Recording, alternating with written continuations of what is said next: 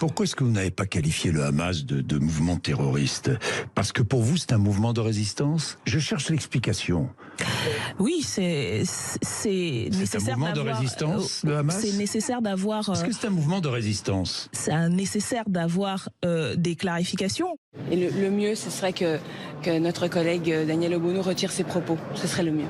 Parce que les mots sont importants. Moi, je vis de clarification, justement. Est-ce que c'est un mouvement de résistance? C'est un groupe politique islamiste qui a une branche armée et qui s'inscrit dans les formations politiques palestiniennes. C'est un mouvement de résistance a pour objectif la libération de la Palestine qui résiste à une occupation. Donc c'est un mouvement de résistance. Oui. Oui, c'est un mouvement de résistance, c'est ce que vous pensez. Qui se définit comme tel et qui est reconnu comme tel par les instances internationales. Le mot est tellement vidé de sens qu'il a perdu beaucoup de signification. Aujourd'hui, le gouvernement iranien dit des manifestantes contre le port du voile qu'elles sont terroristes. Le gouvernement chinois va traiter une partie de la communauté ouïghour de terroristes. C'est un concept très mouvant qu'il est difficile de manier, très chargé politiquement. Et parce que précisément l'AFP n'est pas là pour porter des jugements de valeur, elle doit être extrêmement prudente. La France insoumise est-elle un danger pour la France? C'est ce que disent de plus en plus de gens. C'est ce que je pense, je vous le dis. Vous avez vu qu'ici, pendant des années, notre gouvernement nous a appris à les haïr. Et eux, ils ont appris à nous haïr. Pendant 50 ans, on les a brutalisés avec la colonisation. Et maintenant, ils nous rendent l'appareil.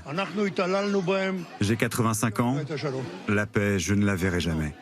Le Hamas, c'est pas du tout caché de les exactions. Au contraire, il les a revendiquées, il les a publiées sur les réseaux sociaux. Quand certains enfants ont été assassinés de plusieurs balles dans le crâne, dans la bouche, ou des mères qui étaient enceintes, dont les fœtus ont été arrachés. Je sais que c'est très dur d'entendre ça, mais c'est la réalité de ce massacre à très grande échelle.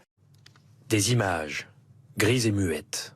Voilà ce que les militaires israéliens voient quand ils bombardent leurs cibles. Et voilà la scène, vue du sol. Quelques secondes après l'impact des bombes, dans les rues de Gaza. Comme chaque fois, des enfants font partie des victimes. 3450 auraient été tués depuis le début de l'offensive israélienne. On ne peut pas comparer le fait d'avoir tué des enfants délibérément en attaquant, comme le fait le Hamas, et le fait de tuer des enfants involontairement en se défendant, comme le fait Israël. Cette différence-là, c'est pas pour dire que c'est plus grave ou moins grave qu'un enfant meurt d'un côté ou de l'autre. Un enfant qui meurt, c'est toujours grave. En revanche, refuser ces distinctions intellectuelles et morales entre l'intention de tuer pour attaquer quelqu'un en raison de qui il est, ce qui est un acte raciste, ce qui est un pogrom, et encore une fois, bombarder pour se défendre au risque de tuer des civils, ça n'est pas la même démarche. Hein? Et coucou Pomme, oui. T'es content là? Tu voulais un câlin. Voilà, ça c'est ce dont ont besoin tous les enfants, dans tous les pays du monde, dans toutes les cultures. C'est le besoin d'affection.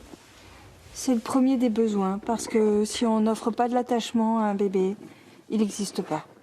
Mathilde Panot a décidé de saisir l'Arcom pour des propos, ceux de Caroline Forest, qu'elle juge choquants, dangereux et racistes, car il hiérarchise les morts civils palestiniens et israéliens. Oui, c'est marrant que ce soit elle, les filles qui s'en chargent. C'est une organisation, j'allais dire terroriste.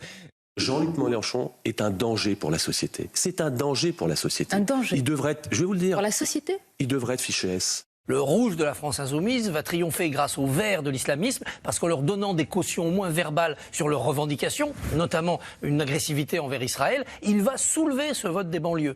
Il y a 6 millions de musulmans, il y a 600 000 juifs. Les musulmans, beaucoup travaillent sur les chantiers, ont accès à des explosifs, peuvent avoir accès à des armes à feu. S'il y avait un mot d'ordre pour tuer des juifs, il pourrait y avoir un attentat tous les jours. On est très borderline là. Alors Halloween approche et tout le monde commence à chercher un déguisement pour faire peur. Alors en ce moment, il y a le déguisement Netanyahou qui marche pas mal pour faire peur. Vous voyez qui c'est? Une sorte de nazi mais sans prépuce. Voilà. I don't want any fat people to feel uncomfortable at one of my gigs, so next time buy 2 seats. En interview, sa position est claire, il ne se censurera pas. What I don't agree with is you shouldn't say something in case it hurts someone's feelings somewhere. Yeah. Well, fuck that. The only form of censorship is your right not to listen. Calme. Ballon récupéré par les Sud-Africains. C'est terminé. C'est terminé. Oh, c'est terrible. La France est éliminée pour un petit point. 29-28. C'est terrible. En attendant, les Gazaouis prient pour survivre entre les pénuries d'eau, de vivres, de médicaments et les bombardements israéliens incessants. La nuit dernière, l'église orthodoxe de Gaza était touchée. Elle était pleine de réfugiés chrétiens pour la plupart. Il y aurait une quinzaine de morts. Israël affirme que la frappe visait un QG du Hamas à proximité. Justin Bieber, the pop star who shared a picture on his Instagram story saying pray for Israel, but then with an image of destruction in Gaza by Israeli forces underneath it. Toutes nos prières pour les habitants de Gaza, victimes une fois de plus de ces bombardements injustes qui n'épargnent ni femmes ni enfants. Au poker, une simple phrase suffit parfois à faire disjoncter vos adversaires. M. Benzema est en lien, on le sait tous, notoire avec les frères musulmans. Nous attaquons à une hydre qui sont les frères musulmans parce qu'ils donnent un djihadisme d'atmosphère, comme le disait Gilles Kepel. Karim Benzema va porter plainte contre Gérald Darmanin pour fausses informations et injures publiques. Quand Cantona dit peu ou prou la même chose, on a un lien entre Karim Benzema, qui a ses opinions, qui peuvent être contestées, contestables, on peut être d'accord, pas d'accord, et l'assassin du professeur de français. Vous faites un lien entre les deux? Absolument. Je fais un lien direct. Qu'est-ce qu'on dit à ceux qui ont tweeté uniquement pour les Israéliens et qui ne tweetent pas pour des populations innocentes? Il y en a des deux côtés, et qui ne tweetent pas pour eux. Est-ce qu'on leur jette le même opprobre? Une vie palestinienne vaut une vie israélienne. Il n'y a pas de standard. La guerre au Moyen-Orient, ce conflit, détourne l'attention et je pense que c'est l'un des objectifs de la Fédération de Russie. Elle a compris que l'attention se portait moins sur l'Ukraine. La petite ville industrielle d'Avdivka est en train de devenir un nouveau symbole de la résistance ukrainienne. Encerclée par les forces russes, elle subit d'intenses attaques ces dernières semaines. Ces policiers ukrainiens évacuent des habitants dont les logements ont été bombardés. En ce jour de Shabbat, une table avec 203 chaises vides a été dressée en plein centre-ville pour symboliser l'absence de ceux qui restent retenus captifs depuis le 7 octobre par les terroristes du Hamas. L'entrée ce matin des premiers chargements d'aide humanitaire dans la bande de Gaza après 15 jours d'un blocus total. Mais seuls 20 camions ont réussi à passer, un nombre dérisoire selon l'ONU. Si on continue, on ne va pas fabriquer que des morts, on va fabriquer aussi des tueurs de demain.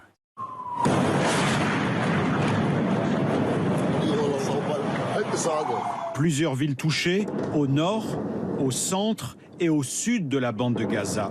Le sud justement, où précisément l'armée israélienne a ordonné à la population de se déplacer pour une meilleure protection. À Rafah, les habitants crient leur colère. Ici, on se croyait en sécurité.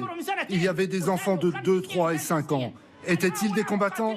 S'ils cherchent des combattants, ils sont là-bas, à la frontière. À Gaza, Joe Biden met en garde les Israéliens. Ne soyez pas consumés par la rage, a lancé le président américain. Visite sous haute protection de Yael Braun-Pivet dans les kibboutz attaqués par le Hamas. Un déplacement éclair en Israël qui permet à la présidente de l'Assemblée nationale de réaffirmer un soutien inconditionnel au pays.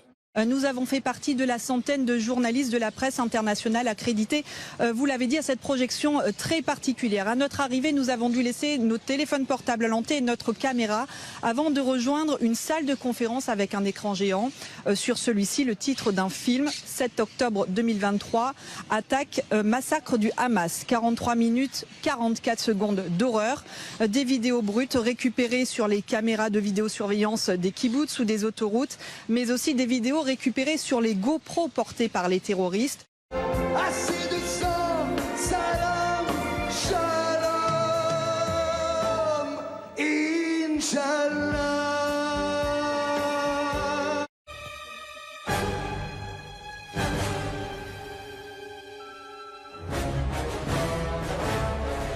Ça s'appelle mettre le feu. Regarde, c'est en train de brûler là. Ouais. Moi, j'adore l'idée du réchauffement climatique. Des blocs de glace à perte de vue, mais pour combien de temps encore? Face à l'augmentation des températures, la fonte des glaces de l'Antarctique se poursuit à vitesse grand V. Un phénomène désormais irréversible selon des chercheurs du British Antarctic Survey. À 40 mètres 50 de hauteur, il bat le record du monde du plongeon de la mort. Le Norvégien Ken Storms est un adepte de cette discipline populaire dans les pays nordiques.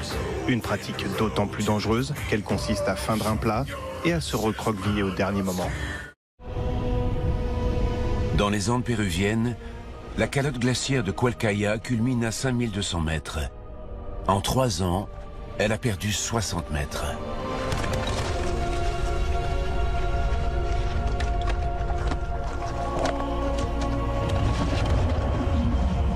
Earth's temperature is getting hotter and hotter. The sea levels are rising. The ice sheets are shrinking. And I'm not a scientist, but I do believe everyone can use their skill set to do their part. That's why I'm introducing a brand new bra with a built-in nipple. So no matter how hot it is, you'll always look cold. Some days are hard, but these nipples are harder. And unlike the icebergs, these aren't going anywhere.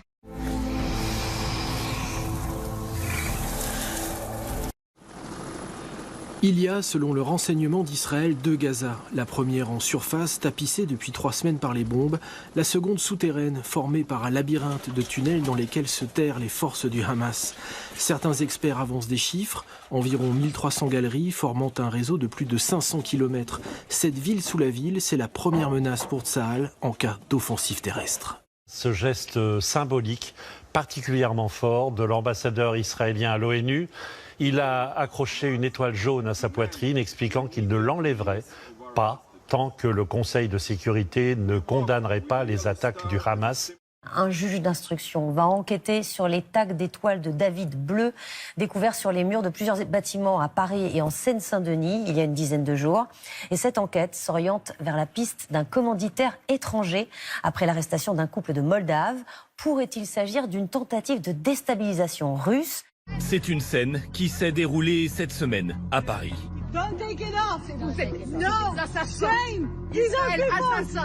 Cette femme, ex-collaboratrice au Quai d'Orsay, est prise à partie après avoir arraché des affiches sur lesquelles se trouvent des photos d'otages israéliens kidnappés le 7 octobre dernier. 2 vieilles femmes, hagardes, libérées par le Hamas. Une image de propagande, une libération pour raison humanitaire selon le groupe terroriste. Scène surprenante, Yochefed Lifshitz serre la main de son geôlier et lui adresse un au revoir. Des manifestations se sont déroulées aux 4 coins du globe en soutien au peuple palestinien. À New York, Londres, Berlin ou Rome, ils sont des milliers à avoir battu le pavé pour réclamer un cessez-le-feu. Certaines de ces manifs ont totalement dérapé, comme ici à Sydney où les slogans scandés sont sans équivoque.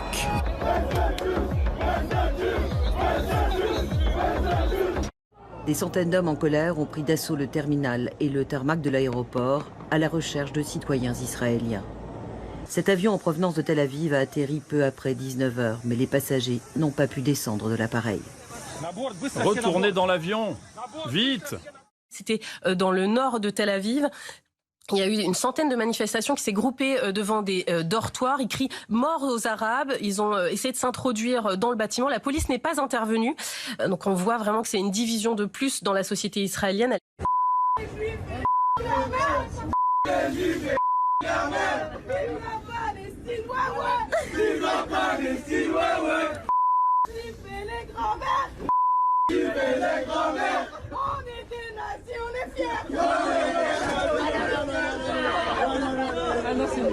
Moi, je me réfère par exemple à ce que disait quelqu'un comme Frantz Fanon, qui était un grand penseur de l'anticolonialisme, qui a été aux côtés des Algériens dans la lutte de libération nationale et qui avait cette phrase qu'on devrait tous méditer aujourd'hui, qui disait « Quand on dit du mal d'un juif, dressez l'oreille, car on parle de vous ». Bella Hadid, d'origine palestinienne et connue pour son combat pour la libération de l'État, a fait les frais d'une campagne de désinformation avec un deepfake publié sur X. I apologize for my past remarks. This tragedy has opened my eyes to the pain endured here, and I stand with Israel against terror. Un étudiant pro-palestinien qui tente de mettre le feu à un drapeau israélien. Les partisans de l'État hébreu essayent de s'interposer. Le face-à-face tourne à l'affrontement. Ces images, filmées sur un campus en Louisiane, sont le reflet du niveau de tension qui existe aujourd'hui dans les universités américaines.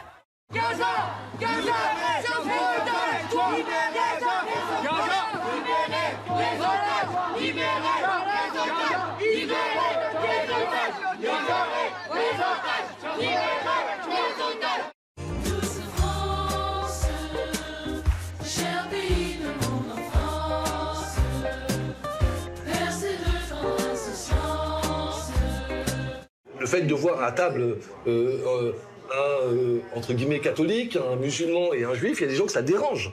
Cette table-là, pour certaines personnes, elle est dangereuse. Et il ne faut pas se leurrer. Beaucoup font et œuvrent pour qu'on ne reste pas ensemble. On est comme vous, on a de plus en plus de mal à encaisser le flot de mauvaises nouvelles et d'atrocités qu'on reçoit tous les jours. Il est de plus en plus oppressant d'être sollicité en permanence, tout le temps, partout. On appelle ça la fatigue informationnelle ou encore l'infobésité. Et elle toucherait déjà plus d'un Français sur deux, 53%. C'est bien, c'est bien. Tiens bon, c'est bien. Oh là là là là, non.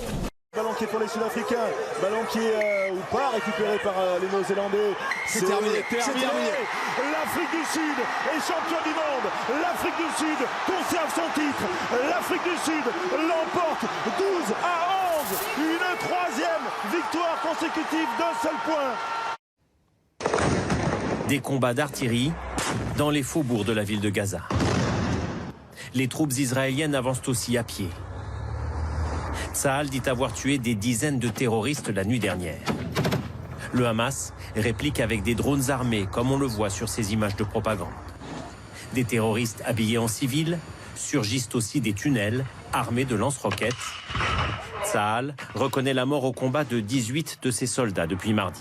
57% des juifs israéliens jugent la riposte militaire sur Gaza trop faible. Le bilan s'alourdit en Israël. On dénombre 40 Français tués par le Hamas. 8 autres sont portés disparus alors que Tsahal a coupé en deux Gaza et intensifie ses frappes. Et les otages du Hamas de nationalité française, j'ai le sentiment qu'on parlerait davantage d'eux que s'ils n'étaient pas juifs. C'est horrible ce que je suis en train de dire, mais quand il y a eu des otages par le passé et on ouvrait le journal de 20 heures sur leur visage, là, il y a le sentiment toujours de ce procès de double allégeance, de se dire c'est des Français, mais pas tout à fait. S'il y avait eu 40 Français assassinés, massacrés à Londres, avec des Français otages à Londres, on en parlerait ou on n'en parlerait pas, à votre avis, Sonia? Il y a un vrai problème. À Gaza, on ne parle pas encore de cessez-le-feu, mais le gouvernement israélien a accepté de faire des pauses dans ses bombardements de 4 heures chaque jour dans le nord de l'enclave palestinienne. Peut-être c'est la décision la plus difficile que j'ai prise dans ma vie, de rester ma femme, Sabah et mon enfant Walid avec moi. Et pour moi, c'est une question de dignité. Soit on va mourir en dignité, soit c'est une humiliation. Il y a 10 jours, il nous avait envoyé ce message d'espoir. Il faisait croire à son fils que tout cela n'était qu'un jeu, un feu d'artifice. Bravo, Dido. Des applaudissements comme un pied de nez à la guerre. Le soulagement pour les familles des 3 enfants français libérés à Gaza. Ils ont entre 12 et 16 ans. Ils sont apparemment en bonne santé, mais leurs conditions de détention ont été terribles. Les combats ont fait 1,5 million de déplacés, selon les Nations Unies. À l'angoisse s'ajoute la colère. À ceux qui ont détruit le pays, à tous les dirigeants du Hamas, je veux vous dire que vous êtes des traîtres. Plus de la moitié des hôpitaux de Gaza sont désormais hors d'état, conséquence des frappes israéliennes. Le principal, celui d'Al-Shifa, tente encore de porter assistance à la population. Tu faisais quoi à ce moment-là? Tu dormais? Oui. Et ton frère? Il a d'abord été blessé, puis il est mort. Il était plus jeune ou plus âgé que toi? Plus jeune que moi. Qui d'autre est mort? Ma tante Marie a été tuée. Aussi ma tante Asma et ma tante Rasmia, mamie et papy. Aussi ma tante Kaltom. Il y a aussi Aya et Aboudi. Ils sont tous morts.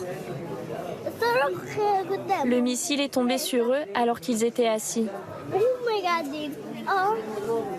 La fillette qui a perdu sa main doit subir d'autres opérations. À Paris, Rennes, Caen ou encore Besançon, Partout en France, des milliers de personnes ont défilé cet après-midi. Des manifestations pro-palestiniennes et pour un cessez-le-feu immédiat. Dimanche, ils marcheront ensemble contre l'antisémitisme. Yaël Braun-Pivet, présidente de l'Assemblée nationale, et Gérard Larcher, président du Sénat, appellent dans une tribune commune à la mobilisation générale face à la hausse des actes antisémites. Bien sûr, j'y participerai, Jordan Bardella y sera, l'ensemble de nos élus y seront, et j'appelle d'ailleurs l'ensemble de nos adhérents et de nos électeurs à venir se joindre à cette marche. Il écrit « Dimanche, manif de l'arc républicain, entre guillemets, du RN à la Macronie de Braun-Pivet ». Et ensuite, il enchaîne, et sous prétexte d'antisémitisme, les amis du soutien inconditionnel au massacre ont leur rendez-vous. Sondage Odoxa, 75% des sympathisants insoumis soutiennent la manifestation contre l'antisémitisme. Est-ce que vous pensez que c'est fini? La NUPES, c'est mort? Mais il ne faut pas que ça soit fini. Moi, je suis pour que continue l'idée de l'unité, du rassemblement. Jean-Marie Le Pen. Oh là, quelle horreur. Jean-Luc Mélenchon, vous alliez dire? Non, allez, j'en arrête. Certains de mes amis... mais arrêtez, là, vous voyez, vous allez me mettre encore plus dans... vous allez dire quoi, alors? J'allais dire Jean-Luc Mélenchon. Okay. Vous m'avez... Non, mais... vous me troublez. Je voudrais quand même vous dire qu'en tant qu'arrière petite fille de Dreyfus, je suis un petit peu déçue que vous ne veniez pas à la manifestation. Je n'ai jamais été à une manifestation telle qu'elle soit. Ah d'accord, c'est ça la raison. Oui. Bon, je sais que vous n'êtes pas antisémite de toute manière, je sais. J'espère que je n'ai pas besoin de le démontrer, justement. Jean-Marie Le Pen, pour vous, n'était pas antisémite ou n'est pas antisémite? Non mais je ne suis pas juge. Monsieur Duhamel. Les juges ont parlé, puisqu'il a été condamné. Mais les juges ont parlé. Je ne crois pas que Jean-Marie Le Pen était antisémite. Je ne le crois pas. Ah, vous croyez pas que Jean-Marie Le Pen est antisémite? Je ne le crois pas. Regarde-moi dans les yeux. Dis-moi, tu as touché au rouge à lèvres? Non. Le personnage en question a cru devoir dire que c'est parce qu'il était juif qu'il avait été expulsé. Ça ne se voyait pas ni sur sa carte ni sur son nez, si j'ose dire. Monsieur Durafour, crématoire, merci de cet aveu. Il a un nez qui devient de plus en plus proéminent. Oui, qui signe un petit peu sa façon méchante. Monsieur Bruel aussi. On fera une fournée la prochaine fois. 1762 actes antisémites ont été perpétrés depuis le 7 octobre. 571 personnes ont été interpellées. C'est le dernier bilan, alors qu'on a découvert ce matin que 10 stèles juives avaient été dégradées dans un cimetière à Moulins-sous-Touvent, dans l'Oise. J'évite de sortir pour le plaisir. À ce point-là? Oui. Et je peux vous dire que, par exemple, mon père a enlevé la plaque en métal sur laquelle son nom de famille figurait devant son domicile, comme nombre de familles juives l'ont fait. Moi, je vais vous dire un truc, moi. Quand la semaine dernière, il y a eu un boycott TPMP, vous croyez que c'est pas un acte antisémite, ça? Bien sûr. Non, vous croyez quoi? Moi, je vous le dis, moi. Oui. Je vous le dis, c'est un acte antisémite. Les Français dans la rue contre l'antisémitisme, 180 000 personnes ont participé à de nombreux cortèges dans tout le pays, et notamment à Paris. En tête de manifestation des politiques, une première ministre et 2 anciens présidents.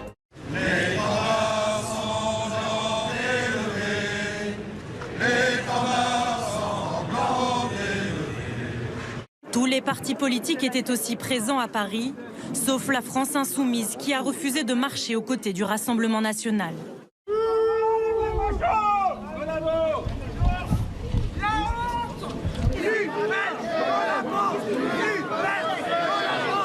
Pourquoi Strasbourg? Parce qu'il y a eu un appel qui a été lancé de manière claire par la présidente de la LICRA du département, qui a dit qu'il fallait se rassembler contre l'antisémitisme et que les forces d'extrême droite n'y étaient pas les bienvenues. Donc ça nous a paru être le meilleur endroit pour aller manifester. On parlait des condamnations sur l'antisémitisme de Jean-Marie Le Pen, l'autre personne qui a été condamnée pour incitation à la haine raciale.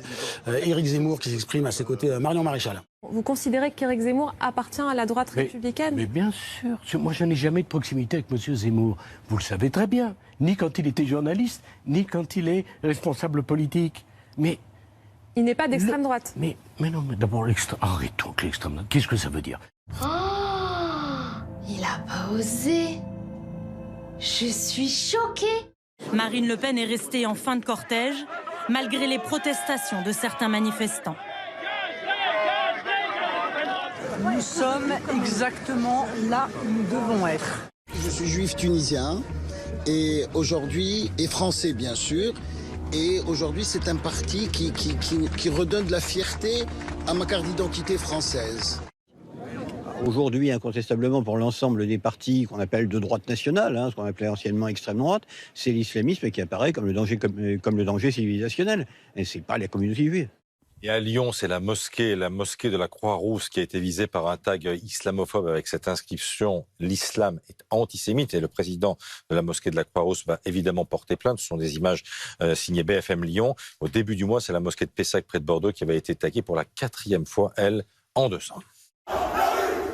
La rue, la France nous appartient, scandent les membres de ce groupuscule d'extrême droite qui déambule dans le vieux Lyon. Une partie d'entre eux sont cagoulés. Quelques minutes plus tôt, ils sont plusieurs dizaines à tenter de forcer cette porte pour s'introduire dans un local où se tient une conférence sur la Palestine. À l'intérieur, les participants, dont de nombreux retraités, forment une barricade avec des tables et des chaises pour se protéger.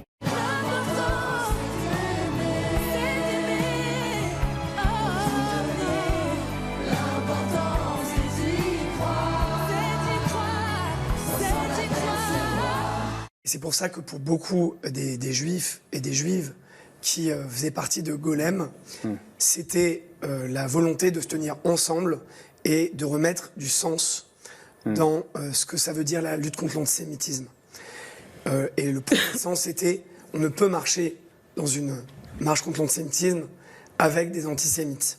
Où étaient nos compatriotes musulmans, personnalités hier? Où était Kylian Mbappé, qui fait un tweet lorsque Naël s'en va sur le petit ange et qui ne dit rien hier? Où sont ces gens?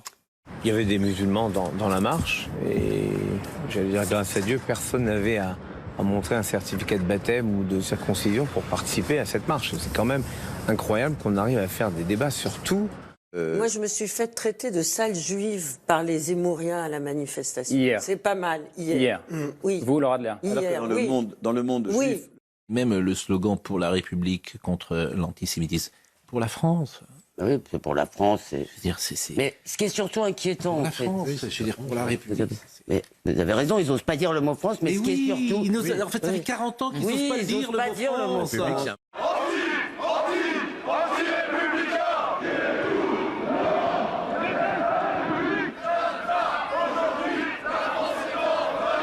Et puis il a évoqué aussi la société française et l'enjeu de ce que nous assumions, notre universalisme républicain, les uns et les autres, dans un esprit de fraternité.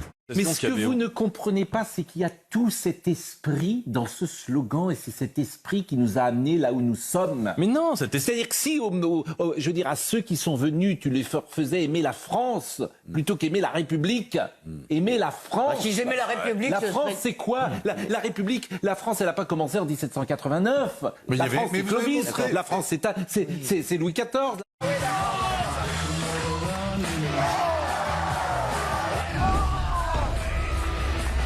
Vous avez dit tout à l'heure, madame, que nous n'avons pas dénoncé les viols qui auraient été commis par le Hamas. Nous l'avons fait et nous l'avons fait et je le refais à cet instant sans aucune difficulté. Vous le faites aujourd'hui. Non, madame, je le fais. C'est bien parce que ça fait une semaine que... Si vous voulez me donner des leçons, madame... Non. Alors maintenant, dites-nous, monsieur Bompard. Interview tendue. Quelques heures plus tard, Jean-Luc Mélenchon s'en mêle. Ruth Alkrieff, manipulatrice. Si on n'injurie pas les musulmans, cette fanatique s'indigne. Quelle honte. Bravo Manuel Bompard pour la réplique. Alkrieff réduit toute la vie politique à son mépris des musulmans. Pour moi, Jean-Luc Mélenchon s'est mis en dehors de l'arc républicain. Vous lui dites quoi ce matin, tais-toi? Oui, ferme ta gueule. Et là, j'admets qu'il est allé peut-être un peu trop loin. L'émotion et l'incompréhension à Crépol, dans la Drôme. Samedi soir, une dizaine d'individus armés de couteaux ont pénétré dans la salle des fêtes du village. Un ado de 16 ans est mort et 2 autres personnes grièvement blessées. 3 jours après la mort de Thomas, 16 ans, à Crépol, 9 personnes interpellées par le GIGN, dont le principal suspect du meurtre selon le parquet. C'est un individu âgé de 20 ans et de nationalité française. La violence mise en œuvre, la détermination des agresseurs et la présence de couteaux de cuisine interdisent de qualifier cet équipé sauvage de simple rixe, ainsi que le font certains nombres de médias. Que des racailles viennent faire une razzia en toute impunité est intolérable. Alors il ne faudrait pas dire X, mais alors que faudrait-il dire? Razzia parce qu'on serait revenu au temps des pirates barbares. Pogrom même, s'il faut. Tags et menaces qui visent des mosquées, affrontements avec la police hier à Romans-sur-Isère, des faits tous liés à l'ultra-droite qui s'engouffre dans cette actualité dans le sillage de la mort du jeune Thomas à Crépol. Un temps évoqué, le mobile raciste dans le meurtre de Thomas n'a pas été retenu. La France nous appartient. Moi, ce que je vois, c'était une marche pour Thomas. Alors d'accord, il y avait des fumigènes, mais apparemment, ils ne portaient pas d'armes sur eux. Je ne sais pas qui a manifesté. Il y a eu ça c'est vous qui le dites. C'est très très grave, c'est du racisme. C'est racisme, c'est triste. Si je tombe sur un groupe comme ça d'extrême droite, alors je suis tout seul avec ma fille, j'ai pas envie de finir à l'hôpital. Voilà, ça recommence.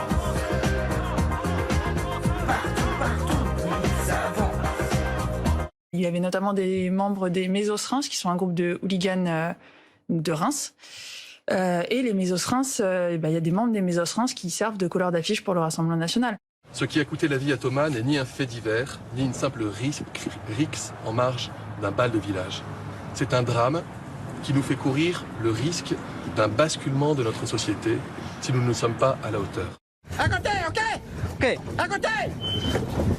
Ton pied, garde ton pied. Ta main, à côté, ta main. Une grande partie de la gauche, notamment après Bourdieu, a dit, et à mon avis, à raison, que les faits divers, il fallait faire très attention quand on part des faits et qu'on va vers les idées politiques. Et que justement, c'est ce que disait Bourdieu, les faits divers sont des faits diversion. Hegel disait plus ou moins la même chose. Un fait divers, il suscite une émotion intense. Et à partir de là, la volonté de généraliser et de regarder la politique à travers l'angle des faits divers, c'est dangereux. Bon, au ministre, qui défend depuis toujours, tous ces gouvernements qui défendent la France des cités contre la France de Thomas, la France rurale, la France des gens qui élèvent leurs gosses comme il faut, qui les élèvent pas dans la haine de la France et des Français. Quand on voit un peu tout ce qui se passe avec l'extrême droite, c'est vrai qu'on se pose plein de questions. Nous, parce que je dis aujourd'hui, j'ai l'impression que la vraie menace terroriste dans ce pays, ça reste l'extrême droite. Nous, on a produit un film qui s'appelle Athéna de Romain Gavras, qui avait fait beaucoup parler à l'époque, où c'était justement un groupe d'extrême droite qui cause un attentat sous faux drapeau pour créer une guerre civile. Et on a l'impression que, voilà, des fois, la réalité dépasse la fiction et c'est assez flippant. Il s'appelait Enzo, Lola ou Thomas. Ils pourraient être vos frères, vos sœurs ou vos enfants. Ils sont morts sur le coup de l'envahisseur. 1, 2, 3. Sur les prénoms, ça c'est incroyable. Le JDD les a donnés hier alors qu'ils circulaient sur les réseaux sociaux et on peut les donner. Moi j'ai pas de problème à donner ces prénoms.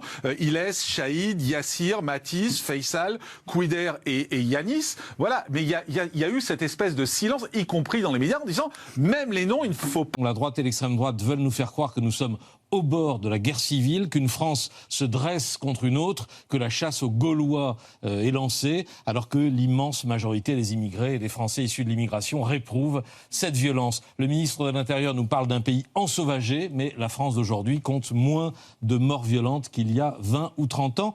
Du nouveau dans l'enquête sur le drame de Crépol. Le scénario de la soirée se précise. La piste de l'expédition préméditée s'éloigne. Les choses sont bien plus compliquées que ce qu'on croyait. Et ce sont des révélations du Parisien sur l'enquête de gendarmerie qui rebattent les cartes de ce fait divers. Rien n'accrédite la thèse d'un raid prémédité, écrit le journal qui évoque une vérité de l'enquête loin des fantasmes. Une petite phrase prononcée par un témoin relance le débat politique. Précision, on parle ici d'un autre Thomas, un rugbyman qui aurait été à l'origine de la rixe. Au cours de la soirée, Thomas L m'a dit « J'ai envie de taper des bougnous ».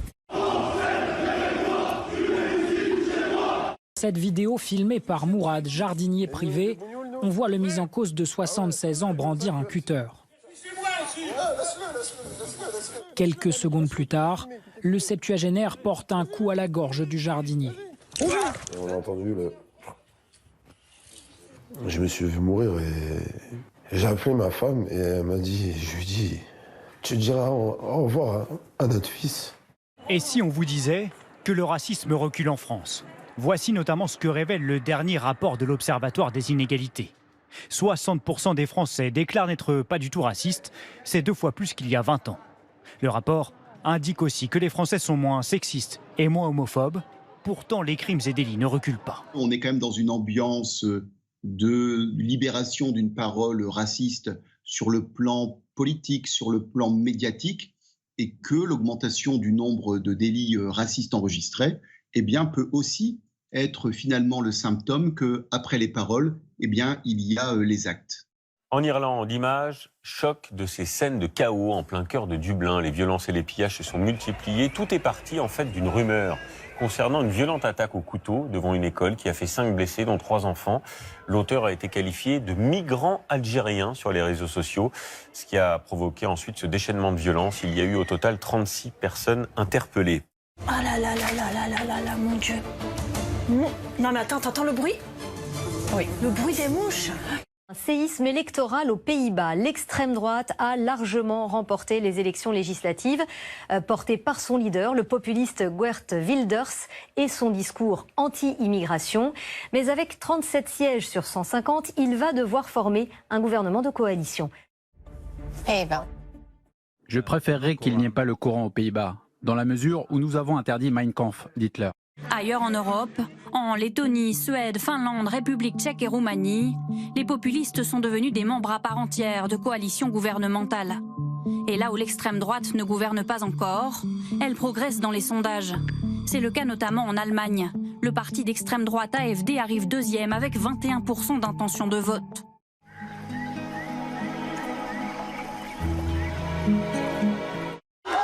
Quasi inconnu il y a 2 ans, Javier Milei, avec ses cheveux en bataille et son franc-parler, vient d'être propulsé président de l'Argentine. Avec une inflation record à 143% sur un an, Javier Milei a profité du marasme économique dans lequel s'est embourbé le gouvernement. Son arme, une tronçonneuse qu'il brandit comme symbole des coupes budgétaires. Ministère du Travail, de l'Emploi et de la Sécurité sociale, dehors. Ministère de l'Éducation, endoctrinement, dehors. Ministère de la Santé, dehors. Notre vrai ennemi, c'est l'État. L'État, c'est un pédophile dans une école maternelle avec des enfants enchaînés et enduits de vaseline. On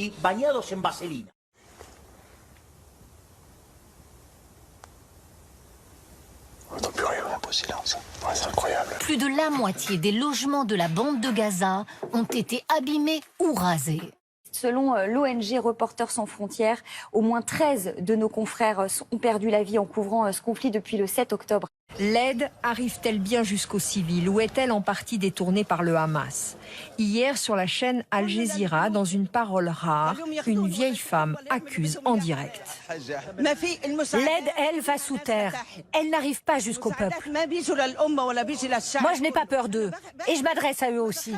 La guerre à Gaza se poursuivra avec ou sans soutien international. Réponse de Benjamin Netanyahou après le vote d'une résolution à l'ONU pour un cessez-le-feu humanitaire. We also look to the future. As we look to the future, we have to end this cycle of violence in the Middle East. We need to renew our resolve to pursue this two-state solution, where Israelis and Palestinians can one day live side by side in a two-state solution, with equal measure of freedom and dignity. 2 states for 2 peoples. And it's more important now than ever. Washington est le plus grand allié d'Israël, historique même. Pour la première fois hier, Joe Biden a critiqué ouvertement le gouvernement israélien pour son opposition à une solution à 2 États. L'Irlande est arrivée à quelque chose qui ressemble à la paix. Parce que faire la paix, c'est quoi? C'est s'asseoir avec le salaud qui est en face. Si on ne s'assoit pas avec le salaud qui est en face, on lui fait la guerre. L'armée israélienne a annoncé ce vendredi que des soldats opérant dans la bande de Gaza avaient tué 3 otages israéliens, identifiés par erreur comme une menace. Les soldats israéliens voient 3 hommes torse nu brandissant un drapeau blanc, croyant à un stratagème du Hamas, ils leur tirent dessus. 2 des hommes sont tués sur le coup. Le 3e se réfugie dans un bâtiment et appelle à l'aide en hébreu. Il ressort et se fait tirer dessus à nouveau. Il meurt à son tour. Un nouveau bilan fait état d'au moins 20 000 morts dans l'enclave palestinienne depuis le début de cette guerre. 70% de femmes et d'enfants, selon le Hamas. Un événement judiciaire inédit. Pour la première fois dans la Ve République, un ministre en exercice est jugé, en l'occurrence le ministre de la Justice, Éric Dupond-Moretti, qui se présentera cet après-midi devant une instance spéciale, la Cour de justice de la République. Nos invités ont connu le pire, un sentiment de vengeance est né en eux et un jour ce sont eux qui se sont retrouvés sur le banc des accusés. 1 an de prison avec sursis, la peine requise à l'encontre d'Éric Dupond-Moretti. Le garde des Sceaux est accusé d'avoir usé de ses fonctions pour régler des comptes avec des magistrats qu'il avait critiqués quand il était avocat. Il prend tout son temps. Le pas lourd, solennel, les yeux levés au ciel, sans un mot pour les journalistes. Éric Dupond-Moretti vient d'être relaxé par la Cour de justice de la République. La Cour a pourtant reconnu qu'il existait bel et bien un conflit d'intérêts, mais dont Éric Dupond-Moretti n'aurait pas été informé. De quoi le dispenser de condamnation et scandaliser les plaignants. On vient nous dire que M. Dupond-Moretti, avec le savoir qu'il a, la connaissance qu'il a, les fonctions qu'il exerçait et qu'il a exercées par le passé, il n'avait pas conscience de commettre une infraction. C'est une décision qui est rendue par des politiques, puisque la Cour de justice de la République est essentiellement composée de parlementaires. Donc, par construction, là aussi, c'est une décision politique. Cour de justice de la République, cet entre-soi est injustifié. Et pourquoi pas des garagistes qui jugent des garagistes? Apparemment, on prépare un complément d'enquête sur moi. Au début, il était ravi. Puis complément d'enquête a enquêté et l'a inquiété. Je vais vous dire la vérité, ce complément d'enquête, et je vous le dis ce soir, parler du service public aujourd'hui. Qu'est-ce que le service public de l'audiovisuel? Le CPA. C'est curieux comme sujet. SPA, c'est curieux comme C'est étonnant, non. Nous avons...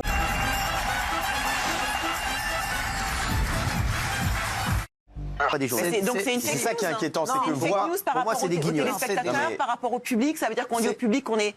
Je veux dire, on a le droit de pas aimer l'émission, mais qu'on nous dise pas que nous, on est des marionnettes et qu'on est des pantins. Au début, pourquoi de quel droit ce type se permet d'insulter tout le monde tous les soirs à la télévision? Enfin, je veux dire, c'est pas possible, quoi. C'est une racaille. On embrasse aussi tous les grands marionnettistes d'aujourd'hui qui nous émerveillent encore, que ce soit Jeff Panaclock et son Jean-Marc ou Vincent Bolloré et son Cyril. Ah ouais. C'est bien. Et sachez que j'ai pensé à pas mal d'entre vous. Et 3 signes peuvent nous aider à les identifier. Alors. Il est manipulateur, il ment et ruse en fonction de la personne avec qui il est ou en fonction de la situation. Ouais, c'est vrai. Il est irresponsable. Il se croit tout permis, ne réfléchit pas aux conséquences de ses actes et prend plaisir à déranger les autres. Il est agressif, il n'hésite pas à s'en prendre aux autres. Une belle personne. Ça te ressemble beaucoup? Une première mondiale, un lien a été établi entre le glyphosate et les malformations subies par un enfant.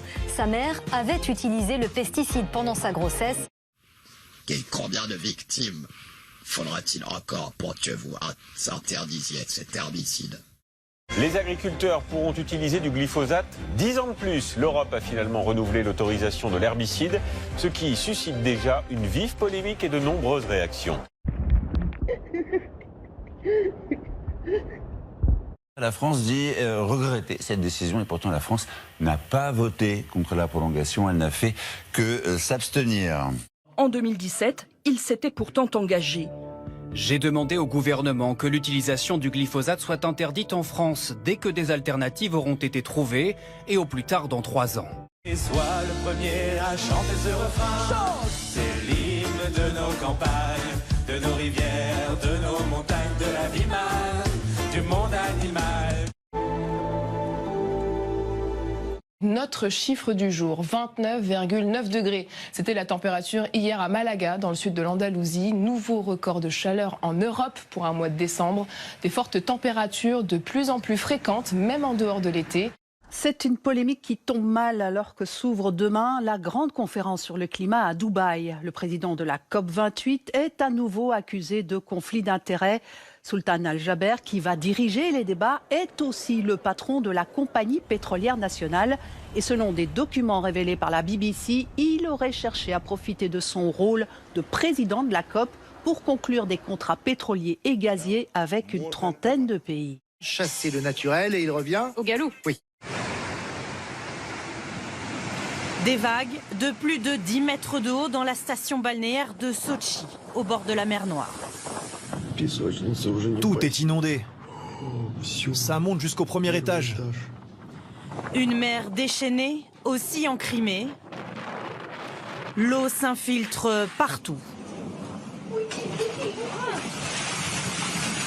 Les géants du pétrole seraient-ils en train de prendre en otage la COP28 ? Alors que la conférence sur le climat devait acter la fin des énergies fossiles, l'OPEP appelle les principaux pays exportateurs de pétrole à refuser tout accord, de quoi faire échouer les négociations.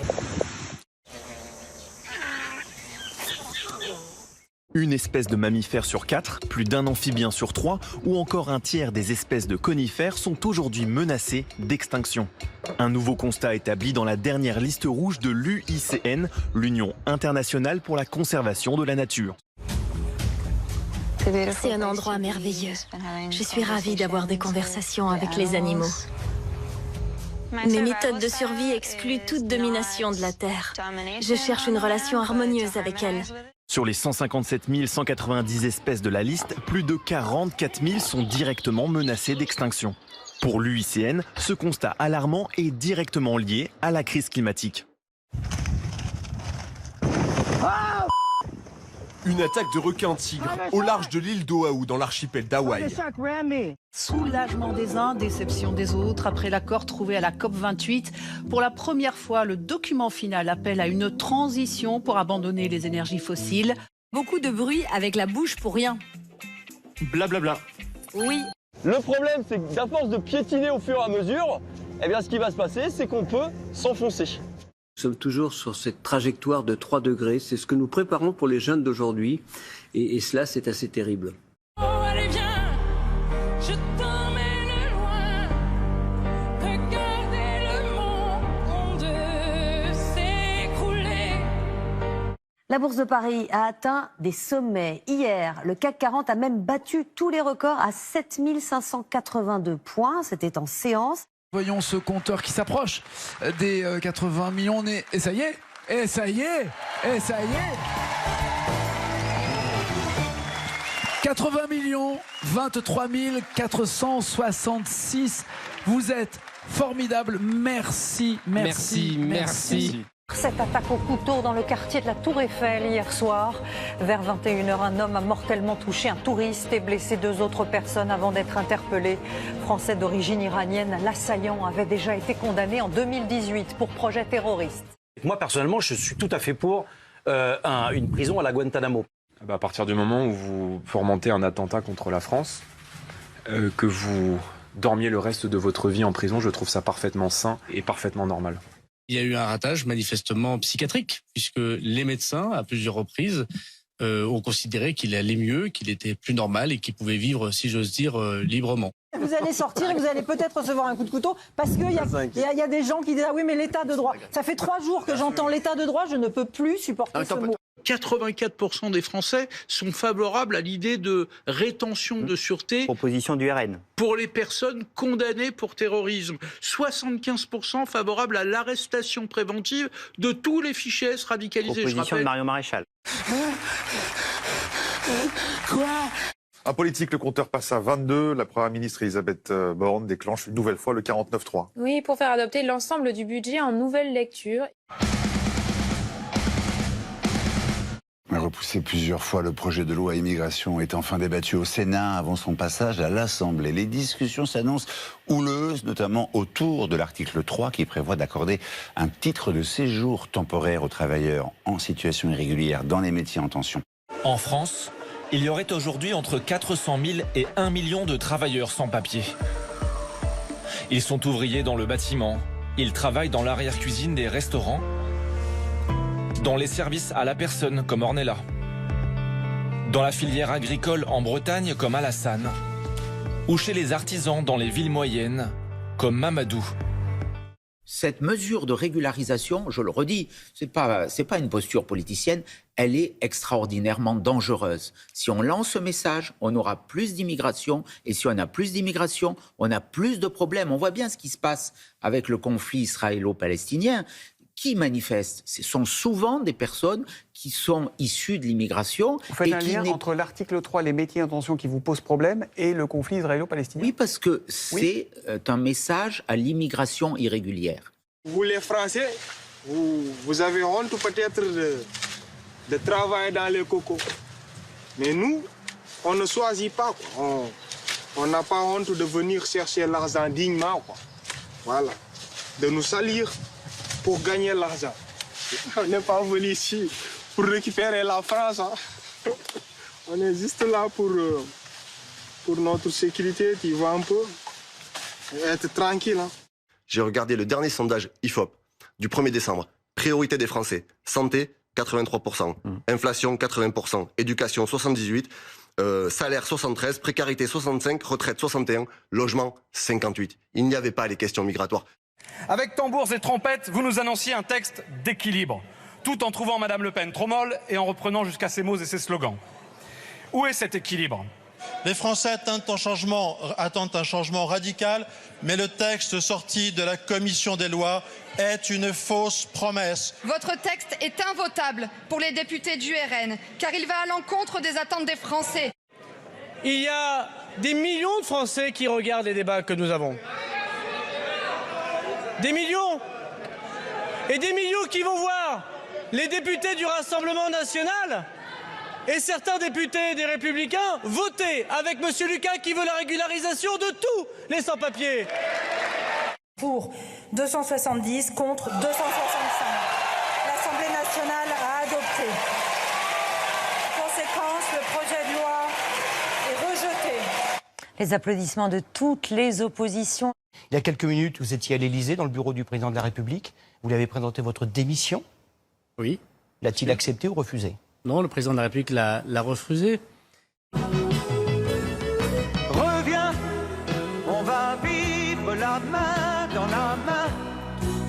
On apprenait dans Le Monde de ce soir, sous la plume d'Ariane Chemin et Raphaël Baquet, la rencontre entre Vincent Bolloré et Emmanuel Macron il y a peu de temps pour organiser une forme de rencontre entre la droite et l'extrême droite. Ça pue, ça pue, ça pue. Notre texte, tous ceux qui se sont rangés derrière nous, eh bien c'est eux qui font un pas. Nous sommes dans la cohérence de ce que nous avons toujours fait, toujours dit, toujours écrit, toujours soutenu. Les 14 membres de la CMP s'accordent sur le rétablissement du délit de séjour irrégulier, le durcissement des conditions de regroupement familial, le versement d'une caution par les étudiants étrangers et une régularisation au cas par cas dans les métiers en tension. Il a été également décidé de conditionner l'accès aux prestations sociales pour les étrangers qu'après 2 ans et demi de résidence en France, contre 6 mois aujourd'hui. Enfin, l'aide médicale d'État serait maintenue dans le texte, contre la promesse d'Elisabeth Borne d'une réforme début 2024. Je suis triste et inquiet. Triste parce que ça donne le sentiment que le pays se referme sur lui-même, et c'est pas sa marque de fabrique, c'est pas son histoire. Et puis inquiet pour toutes les exclusions. En fait, c'est un accélérateur d'exclusion, à bien des titres. Eh oui, ça chante, ça danse, c'est l'esprit de Noël qui est dans l'émission. Autre victoire des LR, le droit du sol pourrait ne plus être automatique à la majorité. Aujourd'hui, les jeunes nés en France de parents étrangers obtiennent automatiquement la nationalité française à leur majorité. Si la loi est votée, ce ne sera plus le cas. Entre 16 et 18 ans, ils devront se soumettre à une démarche exigeante. Moi je suis là, je suis un descendant de papa algérien, avec grand-père algérien, et mon grand-père il est venu en France, et il a travaillé dans les mines. Lens, c'est ça aussi? C'est ça. C'est une histoire d'immigration réussie? C'est une histoire d'immigration réussie. On est là entre Français, entre Algériens, entre Italiens, entre Portugais, entre Polonais, et c'est ça qui fait la belle histoire de Lens. Moi, ce que j'aime pas dans cette affaire, si vous voulez, c'est qu'au fond, il y a une stigmatisation raciale. Faut pas se cacher, c'est les Noirs et les Arabes qu'on met de côté.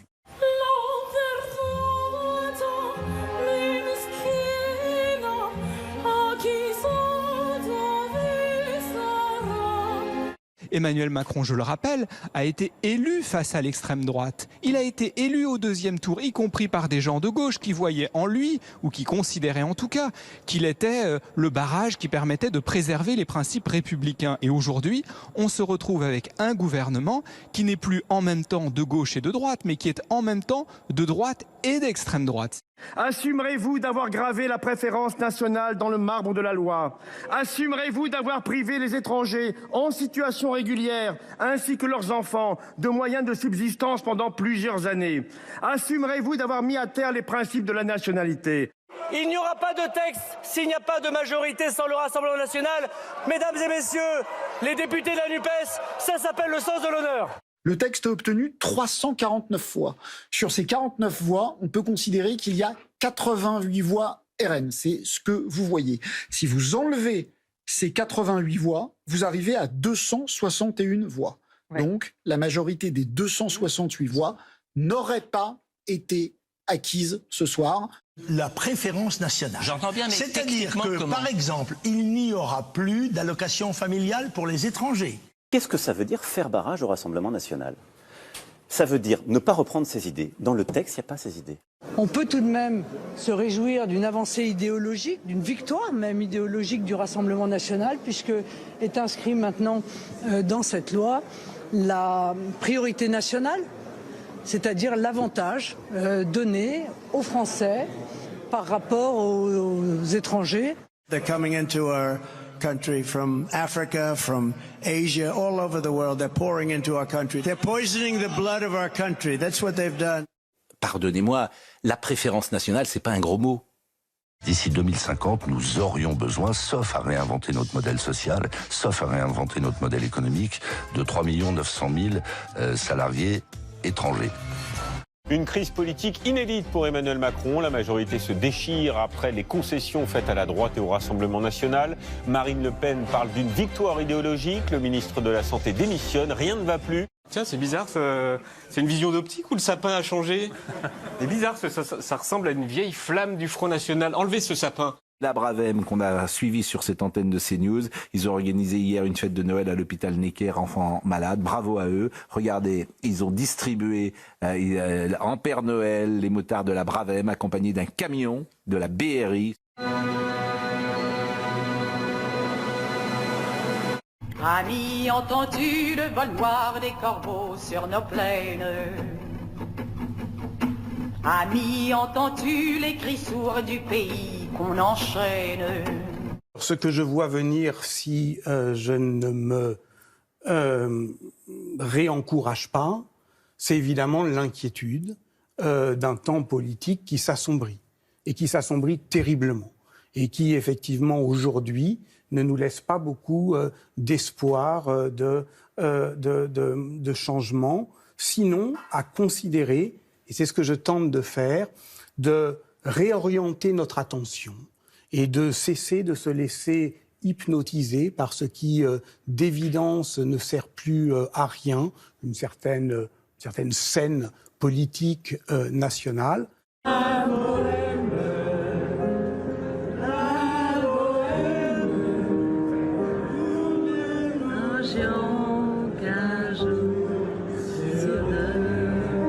Cette attente de la catastrophe du pouvoir autoritaire, de tout ce qu'on appelle le fascisme, de la récidive de ce qu'on a connu, eh bien, si on n'y prend pas garde, si on ne s'arme pas, si on ne s'organise pas, et la conjuration d'intelligence des livres, elle sert aussi à ça, eh bien, on risque au fond de précipiter ce qu'on craint.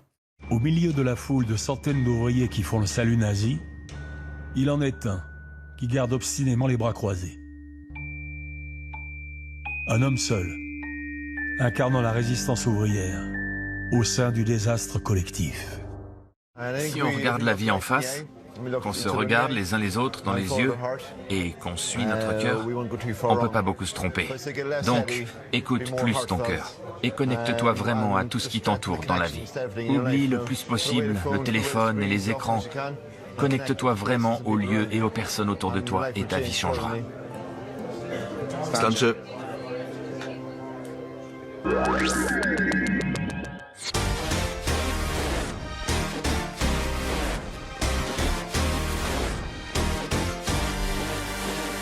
His name is Robert Paulson.